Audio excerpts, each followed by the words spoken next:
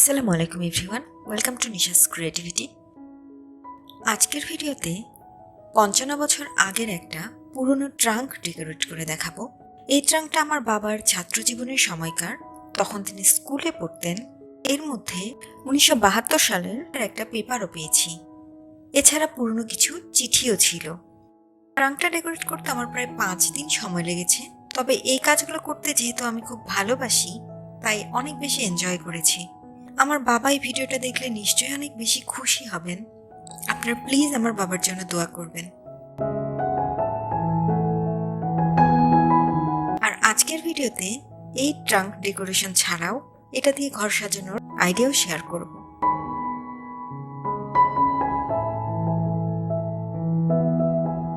তো চলুন শুরু করা যাক।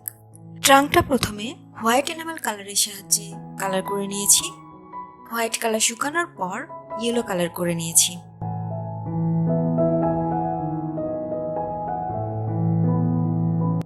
এবং ভেতরের অংশেও আমি খুব রাফলি হোয়াইট কালার করে নিয়েছি। এরপর প্লাস্টিক পেইন্টের সাহায্যে ট্রাঙ্কের উপরের অংশে প্রায় ২.৫ ইঞ্চি পরিমাণ অংশ আমি কালার করে নিয়েছি।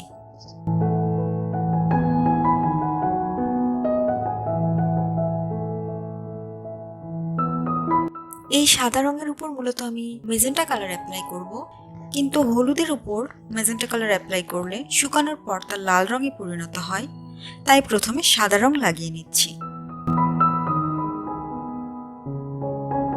এরপর পেন্সিলের সাহায্যে আমি এরকম একটা রেখা ক্রিয়েট করে নিয়েছি। তারপর তুলিতে সামান্য একটু রং নিয়ে বাবার স্মৃতি কথাটি লিখে নিলাম।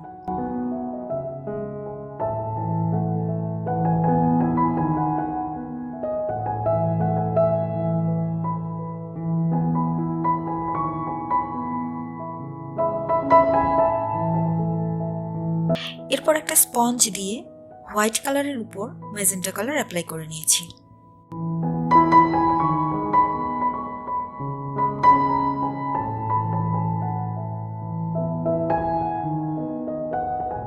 কালার শুকানোর পর হোয়াইট প্লাস্টিক পেইন্ট দিয়ে কিছু পাতার মতো ডিজাইন এঁকে নিচ্ছি।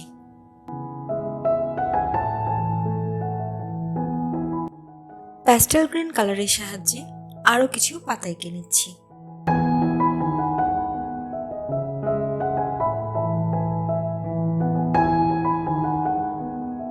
উপরের অংশে সাদা প্লাস্টিক পেইন্টের সাহায্যে কিছু ফুল এঁকে নিচ্ছি।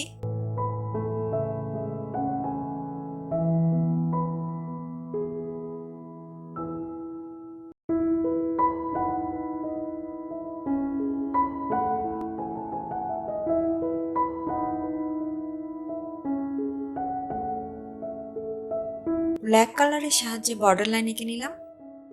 এরপর ইউজ করেছি ভেরিডিয়ান গ্রিন।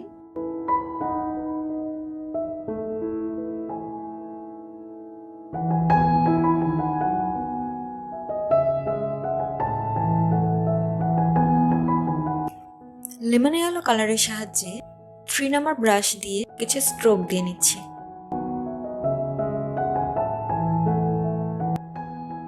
রিক্সা পেইন্টে কিন্তু এই স্ট্রোকগুলো থাকে, আপনারা কি লক্ষ্য করেছেন?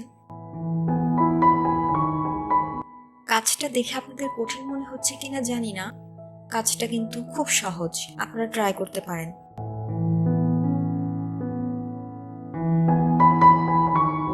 স্ট্রোকগুলো শুকানোর পর ব্ল্যাক কালার দিয়ে বাবার স্মৃতি লেখাটার বর্ডার লাইন এঁকে নিলাম।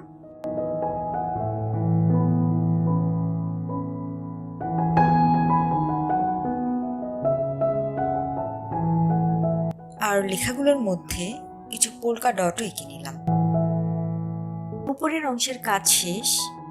এরপর লেমন ইয়েলো কালারের সাহায্যে কিছু নকশা এঁকে নিচ্ছি।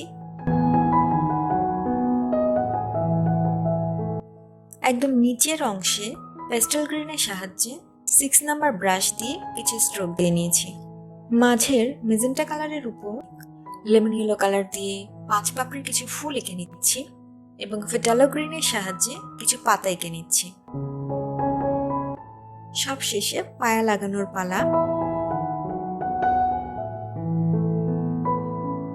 এই পায়াগুলো প্রথমে প্লাস্টিক পেইন্ট দিয়ে সাদা রং করে নিয়েছি এবং সাদা রং শুকানোর পর মেজেন্টা কালার করে নিয়েছি। মেজেন্টা কালার শুকানোর পর সাদা রঙের কিছু ফুল এঁকে নিয়েছি। ডালো গ্রিনের সাহায্যে কিছু পাতা এঁকে নিয়েছি। কালার শুকানোর পর বার্নিশ অ্যাপ্লাই করে নিয়েছি।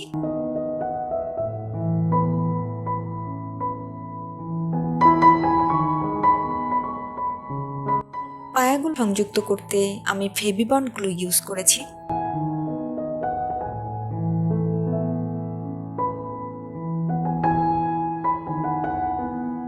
এইভাবে 4টা পায়া সংযুক্ত করার পর আমি প্রায় 6 ঘন্টার মতো রেখে দিয়েছিলাম। সব শেষে বার্নিশ অ্যাপ্লাই করে নিয়েছি। বার্নিশ কিন্তু অবশ্যই অ্যাপ্লাই করতে হবে, এর ফলে রং অনেক বেশি দীর্ঘস্থায়ী হয় এবং জিনিসটা অনেক দিন পর্যন্ত ভালো থাকে। This is the final look.